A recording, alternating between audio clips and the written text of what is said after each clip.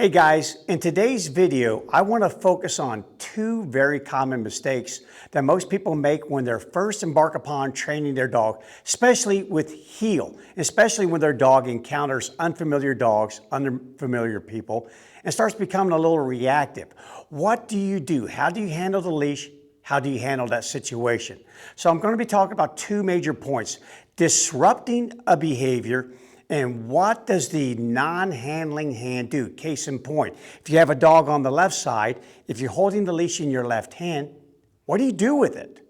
And if you have a dog heeling on your right side and you're holding the leash with your right hand, what do you do with it? So many times we just use it to hold up the leash. So I want to point both of those out today and show a couple of video clips. The first one I'm going to show involves a participant in our 14-day virtual challenge. Yeah, it's a program that we have in which you kind of do it yourself. You can go online. We have a lot of lesson plans in there, a lot of videos. It's a tutorial session that teaches you how to train your dog. It's all virtual. And this video was submitted by one of the current participants, and she has a 9-month-old German Shepherd. And I'm going to go ahead and roll the video through for the first time, and then I'll roll it through a second time, and I'm going to point out a couple of key mistakes that are being made. Nothing major, but just things that can become major if we allow them to continue. Okay, so here we go. I'm going to roll the video. All right, and you see her walking her dog, and the dog's starting to get a little disruptive there. Now you'll see the video here freeze for a second. Focus on that left hand and that leash and what the dog is doing. Okay, again, the dog's starting to react. Focus on the left hand, the tight leash. Barking. Carrying on again. Okay, so now I'm going to roll this video again, take it back to the beginning, and we're just going to kind of take it a little bit slower here. So here we go. All right, now in the video, right there, you see the dog reacting. So I'll back it up a little bit. Okay, so focus on, again, the left hand, and now actually watch the dog here in a second. The dog will actually turn and now is starting to bark and become reactive. But again, notice the left hand and the straight leash. And notice how the dog continues with the behavior. Continues with the behavior. Again here, left hand only, no right hand involvement, and the dog continues with the reactive type behavior. Okay, so the reason why that's occurring is because whenever you have a situation like that, the very first thing you must do is disrupt that behavior and disrupt it effectively. Meaning if your dog is going off on someone or another dog, or they're doing it to your dog, causing your dog to react back, you have to disrupt the behavior before you do anything else.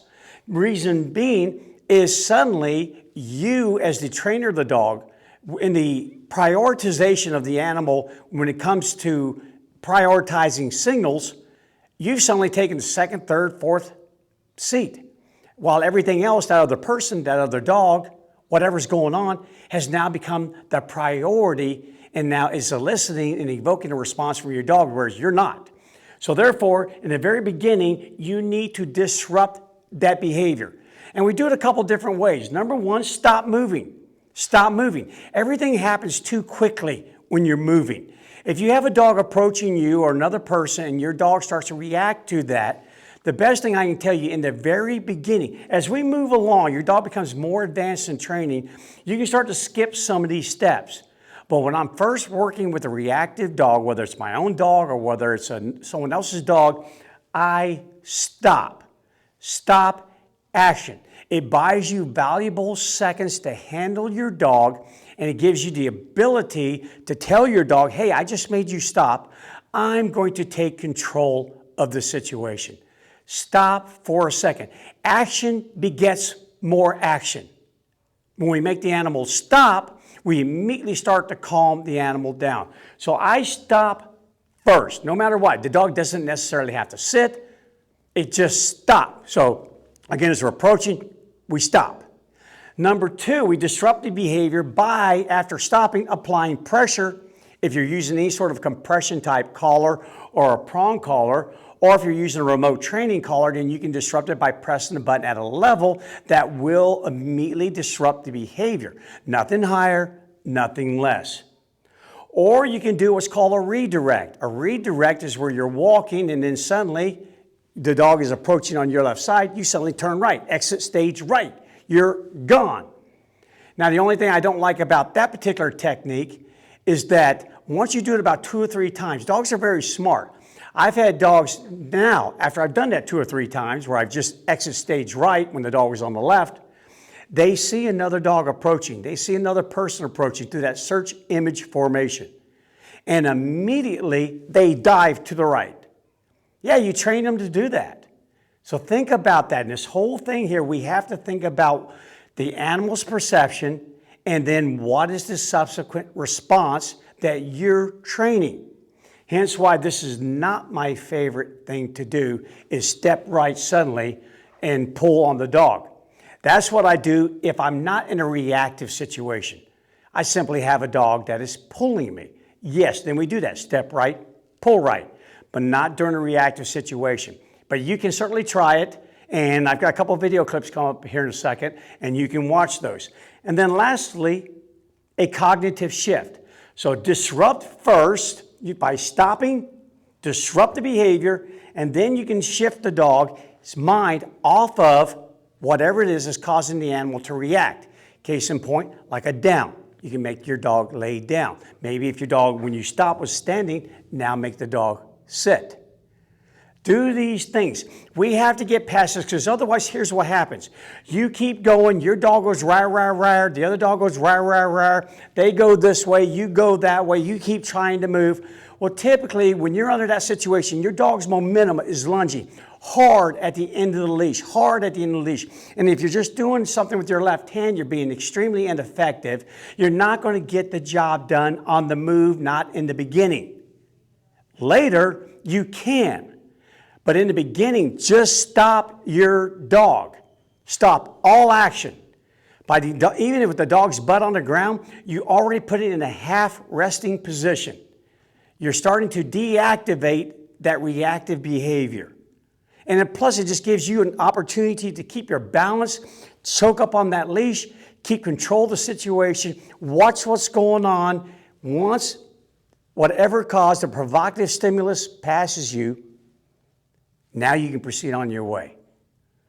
Okay, so now what I'm going to do right now is roll a couple of videos that I want to demonstrate. In this very first video, you'll see Captain and another trainer's dog, Joshua's dog, Vesper. We've actually trained them to be reactive to one another. We just give them little signals, and they will react to one another. So in this video, you'll see them doing it. That's your typical situation that we're dealing with right here, and the same thing in the video. You see Captain approach, and then Vesper approaches, and they both become very reactive. And this is what we typically see with most dog owners in the very beginning when their dogs are reactive to other dogs or to other people. They just continue to go by one another, and so unfortunately the behavior is reinforced over and over again. Now in the second video, Captain approaches, the other dog is reactive, stop, I disrupt the behavior, I make him sit, and then once the reactive dog goes by, we continue on our way. Now I demonstrate a redirect. There we go. Turn right, pull right, step right, pull right. And then finally, we do a cognitive shift. Stop, disrupt the behavior, and then make the dog lie down.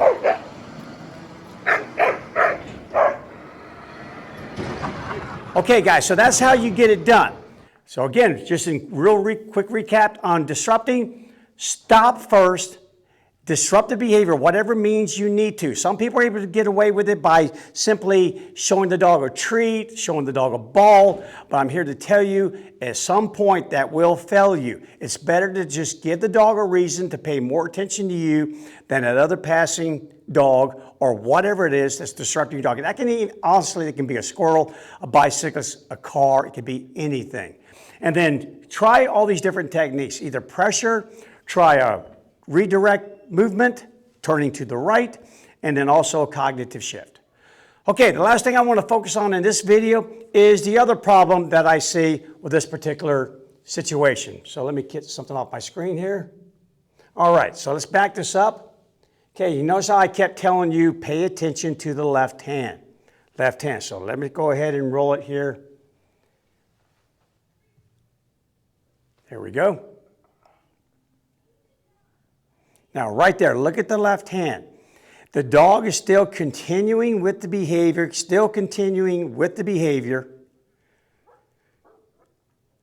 Barking there, notice the left hand again in the straight leash. Still continuing with the behavior. You saw a little pop there. In fact, let me kind of take that back just a little bit. Right here, so pay attention again. Right there. So there's a little bit of a pop with the left hand. When you're first training a dog, it's so natural to want to walk. Like I have Captain on my leash here. So let me just move with them. We just want to do this. This is very natural. We have our hands hanging down by our sides, or we're all tense and we're doing one of these. But if you are training your dog, you're in an active sport. You're in an active occupation at that moment. It requires you to concentrate on your dog. It requires you to use all of you, especially with a very large dog like this one that's in the video. 9 months old, big, powerful dog. That dog looks like it's already 70, 75 pounds. You need to use all of you. Dogs have a horizontal built to the ground. Very efficient about pulling. A lot of power going forward versus your vertical. You can be pulled over easily. They can cover a long distance, not burn half the energy that you burn, and they can do it much more efficiently with a heck of a lot more power. So watch out for the left hand. The left hand, God, it just kills so much effectiveness when walking. When I typically am training a dog, I keep my left hand, if the dog is on the left side, I keep my left hand off the leash. I only use my left hand to accomplish 3 tasks. 1, to slow the animal down when I want to turn left or I'm coming to a stop. So again, I'm heeling with Captain, moving. Now I'm going to turn around back towards you. But now I want to turn left. So the hand can now stall the dog's forward progress just long enough for you to make that turn. Again, now the hand comes back off. The other job that the hand can do is trade jobs with the right hand long enough for you to fish out that treat to let your dog know it's doing great.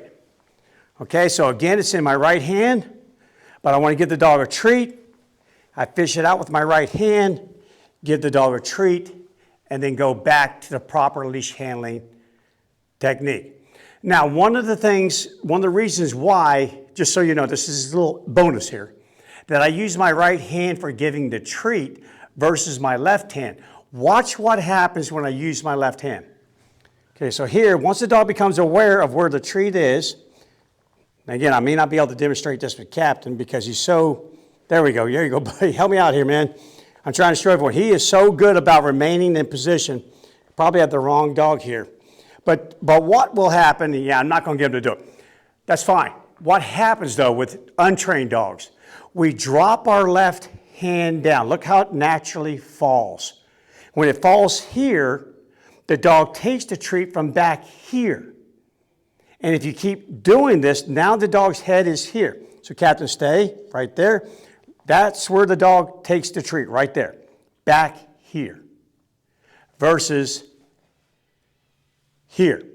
And the reason being, my right arm can only go so far. And it just happens to go just far enough where the dog can take the treat right there in a proper heel position. Proper heel. Heel. So again, the leash is in your right hand. If you want to give a treat, swap hands with the left hand just long enough to give that treat. And then trade your hands back again. And then finally, the left hand can also be used to slow the animal down, to let them know that we're coming to a halt, or to disrupt the behavior. As you saw in the video in which I made Captain sit, we were walking, we got ready to stop, I slowed him down and lifted up on the leash until the behavior stopped. Once everyone had passed, I gave slack in the leash and we carried on, left hand off the leash. All right, so one of the things that happens also is by having your left hand off of the leash versus having it on the leash, is you're more prepared for those moments in which the dog is not being reactive, or even if it is, to be able to go to the right, the step right, pull right. So if I have my hand like this, now I can go and go, just like that. So I'm moving along and I want to go to the right, left hand, boom, connects with the right hand. Yeah, you ever play baseball? Notice when you want to knock that ball out of the park, you put your hands together. When you want to just bunt, you spread your hands. You ever try chopping down a tree like this? Sure works a whole lot better when those hands are together. Put your hands together when you need to do a big disruption or a big turn in an opposite direction. Heel. If not, if you keep your left hand right here, here's what you do. That's not effective. And it wasn't effective with the German Shepherd. You're only using your left hand. When I bring my left hand to my right hand, I use my entire body. Kinesiology 101, my entire body. As soon as my two hands touch one another, I now incorporate all of me. But when I only use my left hand, I'm only using my left arm. And the right hand now suddenly becomes a tool to hold up part of the leash. So you might as well just walk like this if you're going to use your left hand on a left walking dog. And again, that can be done once your dog is trained. But in the beginning, all of our trainers here at Tame the Wild, I train them, left hand is off of that leash until it needs to do one of three jobs. Turn left, come to a stop, deactivate, or again, give a treat. So maybe that's four. But anyway, that's all you do. And if you have a hard time teaching yourself to do that, just put your left hand in your pocket to start with. Heel, and just walk the dog with your left hand in your pocket till you need it. All of a sudden, I'm going to turn left, so I need it. There we go, back in my pocket. I need it. Back in my pocket. I need it because we're stopping and disrupting. Heel. Back in my pocket. I need it because Captain's doing a great job. So I would need to maintain control of my dog and give him the treat. I need it. Back in my pocket. I need it. Back in my pocket. I need it. Come to a stop. Give a treat. Go back to the ready position. I promise you, if you do this, your handling of your dog, the ability to disrupt the behavior, the ability to create a more efficient and actually the proper heel position will be a lot easier. Because again, when those hands touch, you use all of you. But when they're separated, you only use one. So give it a shot, guys. Just real quick recap over here. Disrupting behaviors, we stop, we disrupt the behavior, pressure, change direction, or a cognitive shift into a down. With the left hand, make sure it has a purpose. If you've got two hands on your leash, there should be a reason why there's two hands on your leash. They're both active components, active tools that you're using, both of them. You can use it to slow down. You can use it to present a treat. You can use it for a subsequent command. And you can definitely use it for step right, pull right, because you're going to be far more effective when those hands come together. There you go. Give it a shot. Give me some feedback. And make sure, if you're a new dog owner out there and you're watching some of my videos for the first time, if you live too far away to take advantage of Tame the Wild's training in person, hop into that same challenge that our participants in, the 14-day virtual challenge. And I guarantee you, you will have a wonderfully trained dog by the time you finish. Enjoy the rest of your day. If you enjoy my videos, make sure you hit that like button, subscribe, and share it with some friends.